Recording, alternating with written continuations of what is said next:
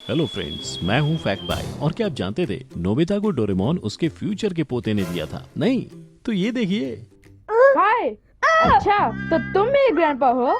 ये हमारे favourite cartoon Doraemon का फर्स्ट एपिसोड था, जिसे अप्रैल 1979 में लॉन्च किया गया था। और साथ ही ये भी बताया था कि किस तरह से नोबिता के हर आलस का सॉल्यूशन डोरेमोन के पास होगा। आज से तुम पर चाहे जो भी मुसीबत आए, डोरेमोन तुम्हारी मदद के लिए हमेशा तैयार रहेगा। पर डोरेमोन इकलौता दोस्त नहीं है जिसने सच्ची दोस्ती की मिसाल दी है। ऐसा ही एक दोस्त ऐश के पास भी है। हाँ, यस, एकदम बिल्कुल सही है आपका। मैं पिकाचू की बात कर रहा हूँ। लेकिन हैरानी की बात ये है कि जिस पिकाचू के सहारे ऐश तभी पोकेमॉन बैटल लड़ता था, उसने पिकाचू को मजबूरी में अपना पोकेमॉन बनाया था। इससे जुड़ा क्या क्यों का जवाब आपको मिल ही जाएगा। परंतु यहाँ बात ये है कि ये तो वो कार्टून है जिन्होंने किसी की स्टोरी नहीं चुराई है, लेकिन इस लिस्ट में वो डरावना कार्टून भी है जिसका पहला एपिसोड इतना इंटरेस्टिंग था कि शायद बॉलीवुड ने इसे भी नहीं बख्शा और इसका कॉन्सेप्ट चुरा लिया।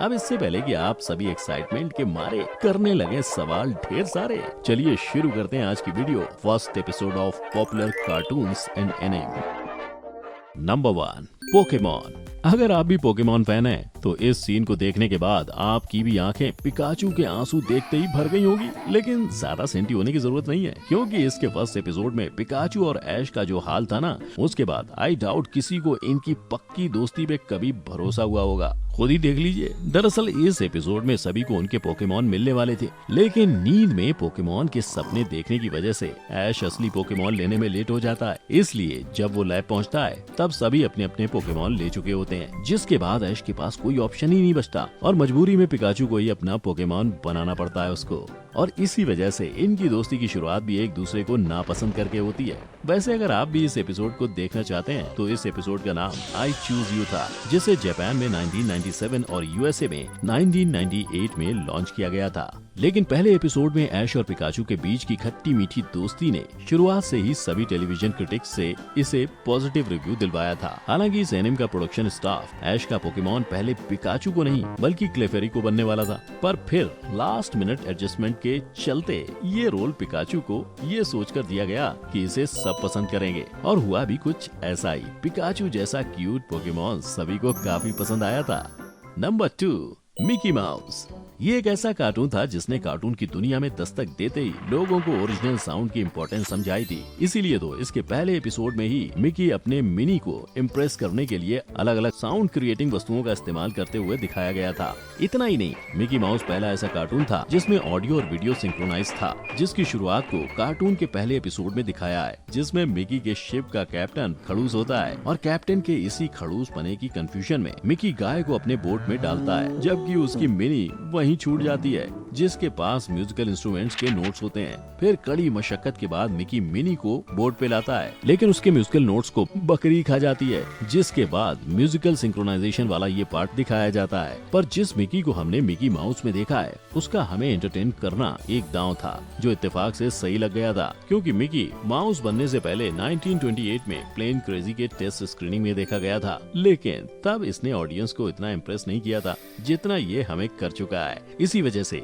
इसके पप्पा वॉल्ट डिज्नी को इसे टीवी पे चलाने के लिए कोई डिस्ट्रीब्यूटर नहीं मिल रहा था, लेकिन वॉल्ट ने हार नहीं मानी और उन्होंने एक और मिकी शॉर्ट यानी शॉर्ट एनिमेटेड फिल्म द गैलोपन गाउचो को प्रोड्यूस तो किया, लेकिन डिस्ट्रीब्यूटर नहीं होने की वजह से उसे भी रिलीज नहीं कर पाए। जिसके बाद फाइनली बारी आई मिकी माउस की, जिसका पहला एपिसोड स्टीम बोट विली 18 नवंबर 1928 में न्यूयॉर्क में रिलीज किया गया था। वैसे तो ये तीसरा मिकी कार्टून था, लेकिन पहला ऐसा कार्टून था जिसे डिस्ट्रीब्यूटर मिला था, इसलिए द डिज्नी कंपनी में इसे ही मिकी का डेब्यू माना जाता है, जिसने देर आए दुरुस्त आए की मिसाल को कंपनी के लिए एकदम सही साबित किया था, क्योंकि इसके बाद से मिकी के 10 कार्टून्स को एकेडमी अवार्ड में बेस्ट एनिमेटेड शॉर्ट फिल्म के लिए नॉमिनेट किया गया था। और ये पहला कार्टून कैरेक्टर था जो हॉलीवुड वॉक ऑफ फेम में स्टार भी बना था। नंबर 3, हगिमारू।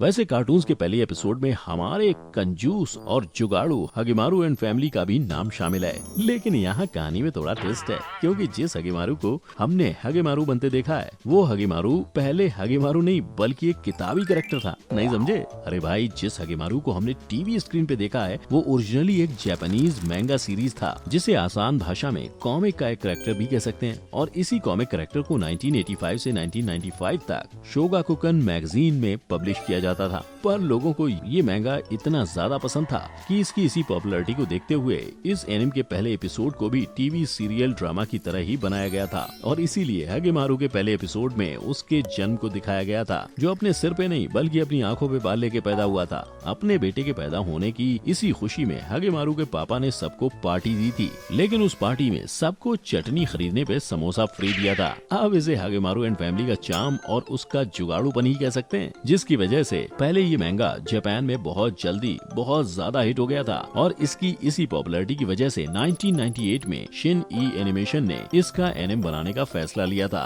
क्योंकि हगेमारू ने लॉन्च होते ही अपने प्रोडक्शन कंपनी को रॉकेट से भी ज्यादा तेज सक्सेस का सफर तय करवाया था, जिस वजह से कंट्री में एक कॉमिक कैरेक्टर पे बने इस एनिमे को दुनिया भर में एयर तक किया गया था। बस फर्क इतना था कि ये पूरी दुनिया में सुरुपिका हगेमारू के नाम से एयर होता था, वहीं इंडिया में इसे पोगो टीवी पर हगेमारू के नाम से एयर किया जाता था। Number 4, Tom and Jerry.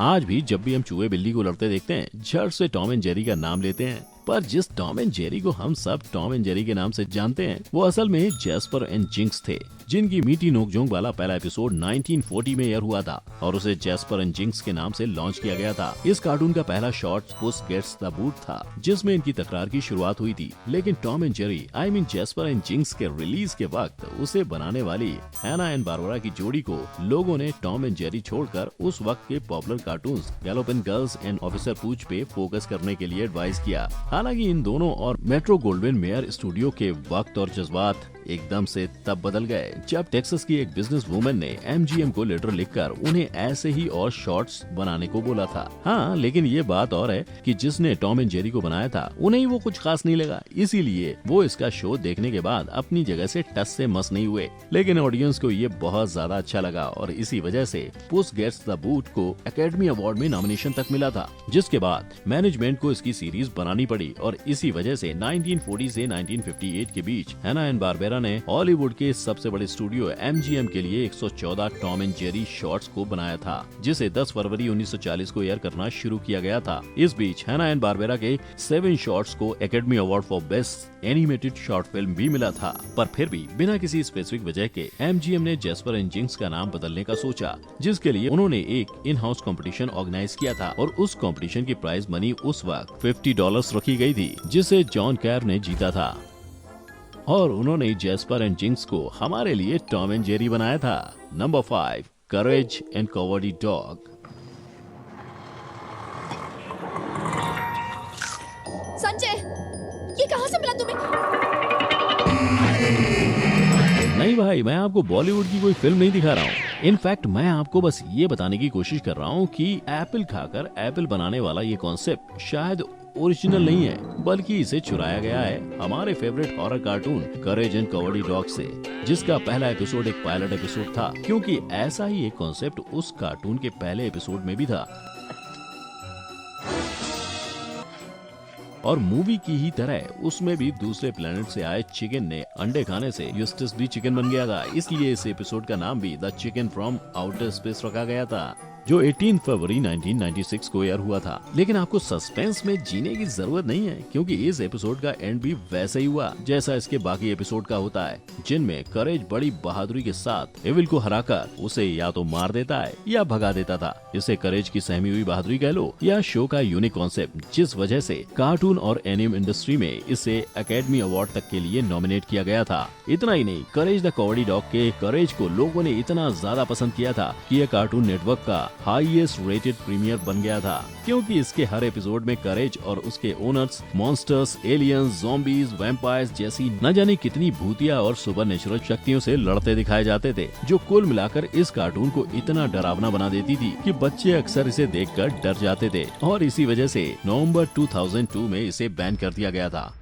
हाँ, ये बात और है कि बैन के बाद भी ऑडियंस ने हमेशा इस कार्टून के कमबैक का इंतजार किया है। ठीक ऐसा ही कुछ धमाकेदार फर्स्ट एपिसोड मिस्टर बीन का भी था, जिसकी शुरुआत से ही मिस्टर बीन किसी और को फोटोग्राफी करता देखकर वाइल्ड लाइफ फोटोग्राफी करने में इंटरेस्टेड हो जाते हैं, पर ये भूल जाते हैं कि वो मिस्टर बीन है, जिनके लिए इजी चीजें भी इजी नहीं है। खुद ही देखिए, फिर जाकर कहीं फाइनली उन्हें जानवरों को कैप्चर करने का मौका मिलता है, लेकिन तब उनके कैमरे के लेंस का ढक्कन बंद होता है। लेकिन I am sure in cartoons के फर्स्ट एपिसोड को देखने के बाद अब आपके दिमाग का ढक्कन खुल गया होगा। और आपको ये रियलाइज हुआ होगा कि हमारा बचपन इन कार्टून्स की वजह से कितना ज्यादा एंटरटेनिंग था। इसीलिए आप हमें कमेंट में बताइए कि इनमें से कौन से कार्टून का फर्स्ट एपिसोड आपको एकदम अनएक्सपेक्टेड लगा था। साथ ही हमारी आज की ये वीडियो ने आपको अपना बचपन याद दिला दिया हो तो इसे लाइक शेयर जरूर करें। फिर मिलेंगे अगली वीडियो में, तब तक के लिए जय हिंद।